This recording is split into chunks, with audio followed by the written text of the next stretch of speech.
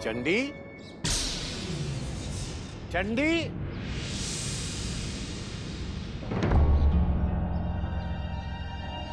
पंडित जी आप?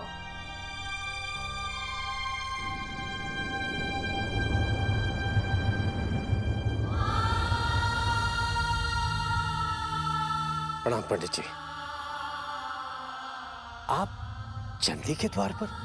चंडी, जैसे ही तुम्हारा संदेशा मिला मैं अपने आप को रोक नहीं पाया।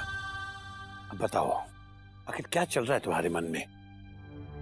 तुम चुनारगढ़ छोड़कर महाराज शिवदत्त की शरण में क्यों आना चाहते हो? पंडित जी, रमल के चाल के आप महागुरु द्रोणाचार्य हैं और मैं चंडी आपका एकलव्य। अब मुझे लगता है कि महाराज वीरेंद्र सिंह का साथ देकर मुझसे बहुत बड़ी भूल हो गई। चंडी, गलती करना मनुष्य की स्वाभाविक कमजोरी है, किंतु सुबह का भूला अगर शाम को घर आ जाए तो वो भूला नहीं कहलाता। किंतु देर भी बहुत हो चुकी है पंडित जी। यदि मैं पहले ही आपकी शरण में आ जाता तो चुनारगढ़ में बैठे वीरेंद्र सिंह का अस्तित्व भी मिट जाता। किंतु चंडी, महाराज वीरेंद्र सिंह के साथ आखिर इतनी नफरत क्यों?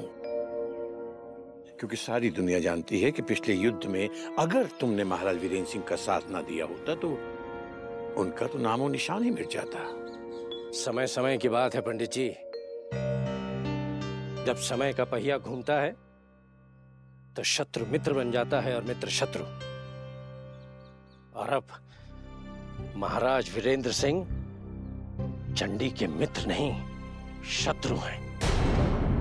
और उसका कारण बताना मैं उचित नहीं समझता पंडित जी। कोई बात नहीं, मत बताओ, किंतु इतना तो बता दो कि महाराज शिवदत्त की शरण में आके तुम करना क्या चाहते हो? मैं उन्हें एक महत्वपूर्ण सलाह देना चाहता हूं और बदले में स्वयं उनसे कुछ पाना चाहता हूं।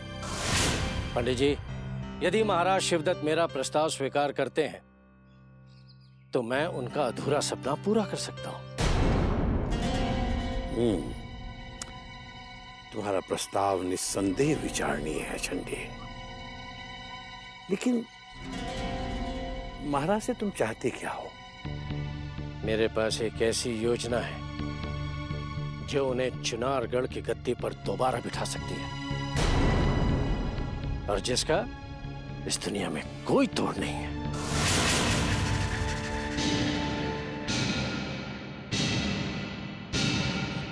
काश तुम्हारी ये योजना सफल हो चंडी, किंतु ये मत भूलो कि चुनारगढ़ को फिर से जीतना आसान नहीं है।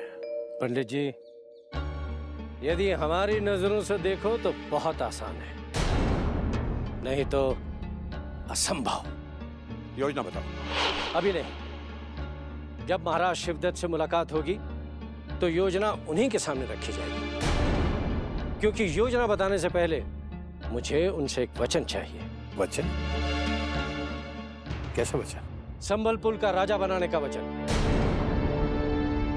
और यदि मेरी योजना सफल हो गई तो महाराज शिवदत्त को मुझे संबलपुर का राज्य उपहार में देना पड़ेगा। ख्वाब तो तुमने बहुत ऊंचा देखा है चंडी, किंतु ये मत भूलो कि राजा केवल वही बन सकता है जिसकी रगों में राजघराने का खून दौड़ता है।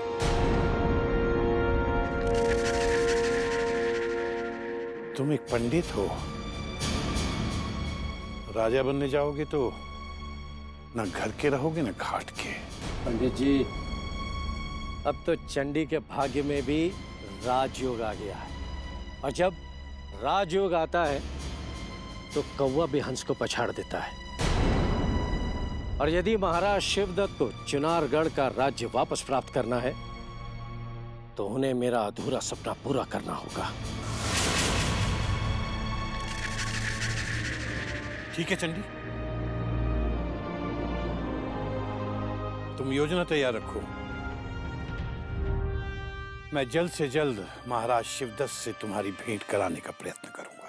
पंडित जी, यदि उन्हें मेरा यह आग्रह स्वीकार है तो मैं आपसे वादा करता हूं कि उन्हें चुनारगढ़ के साथ साथ रानी चंद्रकांता भी आसानी से मिल जाएगी। चंडी ने बगावत कर दी। अगर ये सच है तो चंडी को फौरन बंदी बनाकर कारागार में डाल दिया जाए। रानी साहिबा, सूरज ढलने से पहले चंडीलाल चुनारगढ़ के कारावास में होगा। हमने तो सोचा भी नहीं था कि वो ऐसा अपना काला रूप भी दिखाएगा। उसे फौरन फांसी के फंदे पर लटका दिया जाएगा ताकि चुनारगढ़ में कोई बगावत करने का साहस न कर सके। चंडी बगावत नहीं कर सकते परमवीर सिंह। जो महापंडित हमें कदम कदम पर कूटनीति की चाल बताकर जीत दिलाया करते थे, वो अचानक हमारे विरुद्ध कैसे हो गए? शत्रु को गुमराह करने की ये हमें चंडी की कोई नई योजना लगती है। योजना नहीं महाराज, योजना नहीं, बल्कि आपके लिए चंडी का एक बगावती संदेश है। उसने आपके विरुद्ध हमारे कान में ऐसा विष उगला है, ऐसा विष उगला है जिसे हम कदापि भुला नहीं सकते। महाराज चंडी आपकी वफादार नहीं रहे, ये सत्य है, ये आप स्वीकार कीजिए। चंडी आपके वफादार पहले भी नहीं थे महाराज। हमें तो शुरू से आभास था कि एक ना एक दिन वो हमारे साथ विश्वासघात जरूर करेंगे। आज वो दिन आ गया है महाराज। आप उन पर तनिक भी दया ना दिखाएं महाराज, अपितु चुनारगढ़ पर घोर संकट आ सकता है। यदि आप सबकी यही राय है तो ठीक है, रानी चंद्रकांता का हुक्म पूरा किया जाए। चंडीलाल को तुरंत बंदी बना लिया जाए। जी महाराज। चंडी महाराज, क्या बात है महाराजा, तुम इतनी चिंतित क्यों? बगावत के अपराध में महारानी चंद्रकांता ने आपको बंदी बनाने का आदेश दे दिया है। अब चुनारगढ़ के सैनिक किसी भी समय पहुंच सकते हैं। यही तो हम चाहते थे मायाजाल, ताकि महाराज शिवदत्त को यह भरोसा हो जाए कि चंडी के चुनारगढ़ के प्रति जो उनकी आस्था की भावना थी वो अब धीरे धीरे समाप्त हो चुकी है। किंतु शत्रु का भरोसा जीतने के लिए आपने अपने प्राण संकट में क्यों डाल दिए महाराज? ये मैं समझी नहीं। चंडी की चाल कभी भी सीधी नहीं पड़ती है मायाजाल। और अब देखना, जैसे ही चुनारगढ़ के प्रति हमारे विद्रोह की सूचना शिवगढ़ पहुंचेगी, निश्चित रूप से हमें वहां पर एक उचित स्थान प्राप्त होगा और हम महाराज शिवदत्त की दृष्टि में उनके विश्वास पात्र बन जाएंगे। ये रणनीति अवश्य आपके इरादे पूरे करेगी महाराज। समय अब आपके अनुकूल है। चंडी के राजयोग का समय अब आरंभ होने वाला है। बस अब हमें चुनारगढ़ के सैनिकों की प्रतीक्षा है।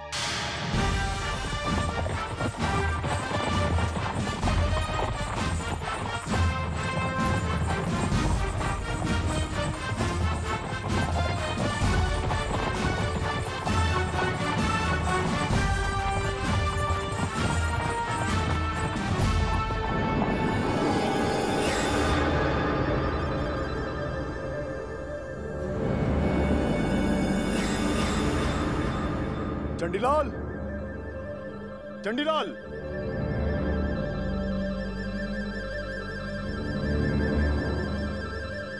सैनिकों, चंडीलाल को बंदी बना लिया जाए। ये कैसा मजाक है?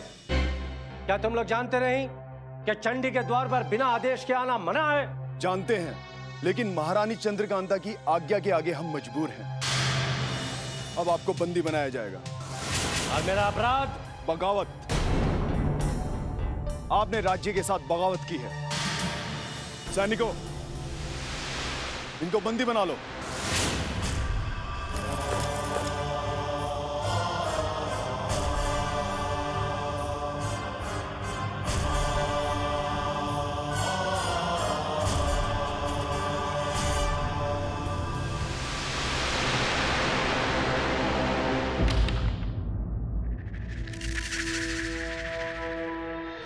तीन दूनी 6, 6 और 2 8। क्या होगा इसका काट? गजब हो गया पंडित जी, गजब हो गया। चुनारगढ़ की तरफ से एक बुरी खबर है। क्या हुआ? महाराज वीरेंद्र सिंह के आदेश से चंडीलाल को बंदी बना लिया गया है।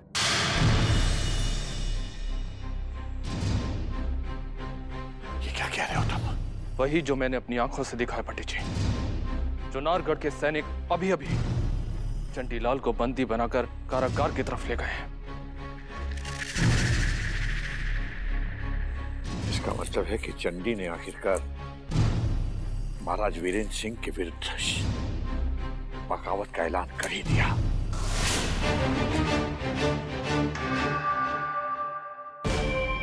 अब मुझे यकीन हो गया है चंडी अवश्य हमारे कुछ काम आ सकता है। सुनो, तुम चंडी पर नजर बनाए रखो और पल पल की खबर मुझे दो। मुझे इस विषय पर फौरन बद्री से बात करनी होगी।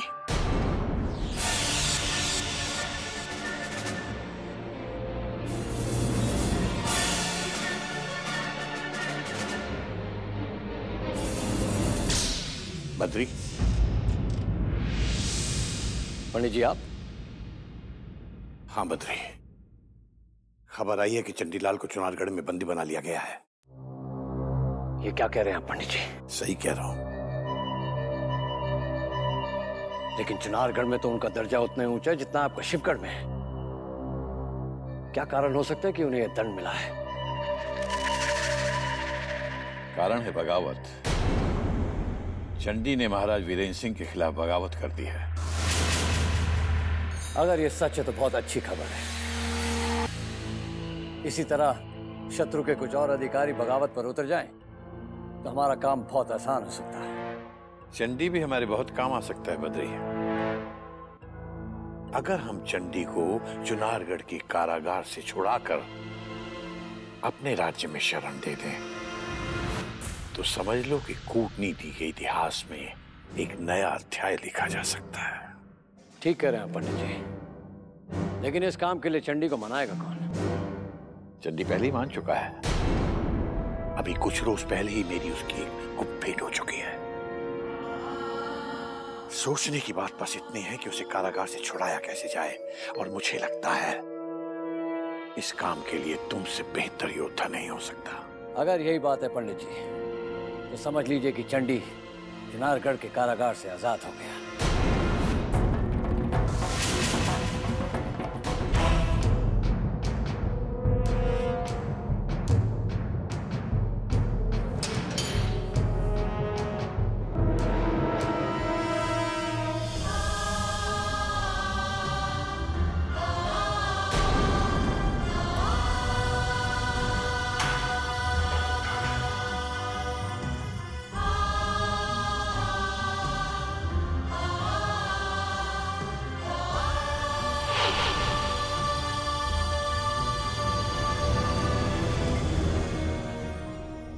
चंडीलाल,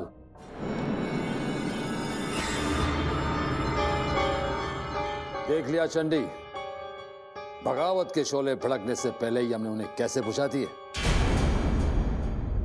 पर बड़े अफसोस के साथ कहना पड़ रहा है कि अब आपकी सारी योजनाएं, सारी कूटनीतियां और सारी विद्याएं धरी की धरी रह जाएगी।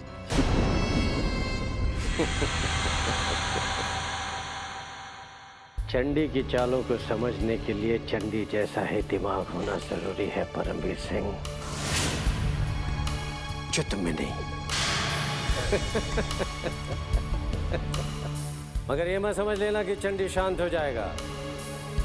देखना, जैसे ही चंडी का प्यादा जागेगा वैसे ही चंडी इस कारागार में से पंछी की तरह उड़कर निकल जाएगा।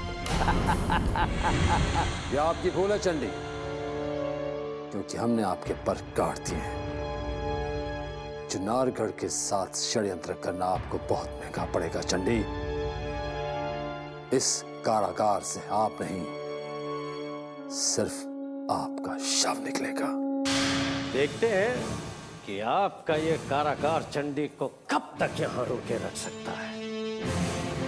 ये मत भूलिए परमवीर सिंह कि चंडी की ये चाल चुनारगढ़ को तहस नहस कर सकती है।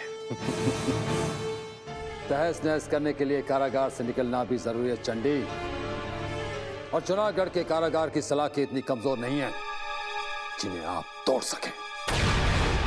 किसने सही कहा है कि रस्सी जल गई पर पल नहीं गया।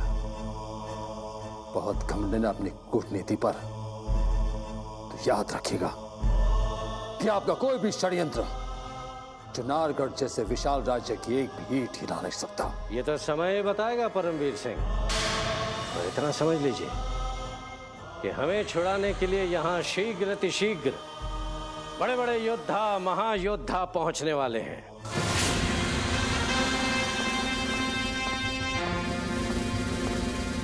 महाबली बद्रीनाथ जी की जय हो। लगता है आप किसी आवश्यक शुभ कार्य से कहीं जा रहे हैं। क्षमा चाहूंगा, मेरे टोक देने से कहीं आपको बुरा तो नहीं लगा बद्रीनाथ जी? काम की बात करो क्रूर सिंह, बताओ क्या बात है? जी बद्रीनाथ जी, बात तो बड़ी गंभीर और चिंताजनक है, किंतु आपका क्रोध देखकर बताने का साहस नहीं हो रहा है। क्रूर सिंह, समय नष्ट मत करो, बताओ क्या कहना चाहते हो? बद्रीनाथ जी, विश्वस्त सूत्रों से पता चला है कि बेड़ा घाट के जंगलों में दामिनी दिखाई पड़ी है। दामिनी? बेड़ा घाट के जंगलों? हाँ, इतने आश्चर्यचकित मत होइए, आगे तो सुनिए। दामिनी अकेली नहीं, महायोद्धा अभिमन्यु सिंह के साथ दिखाई पड़ी है। नहीं, झूठ बोल रहे हो तुम। दामिनी हमारे शत्रु अभिमन्यु सिंह का साथ कभी नहीं दे सकती, समझे तुम? झूठ? और आपसे झूठ बोलकर मुझे अपनी गर्दन थोड़ी कटवानी है बद्रीनाथ जी। मेरा विश्वास कीजिए, मैं 100% सत्य कह रहा हूँ। बल्कि मुझे तो ऐसा प्रतीत होता है कि दामिनी और अभिमन्यु सिंह संभवतः एक दूसरे नहीं हो सकता ऐसा। जो दामिनी बद्रीनाथ के लिए अपने प्राण त्यागने को तैयार रहती थी, वो हमारे शत्रु की कभी नहीं हो सकती, कभी नहीं।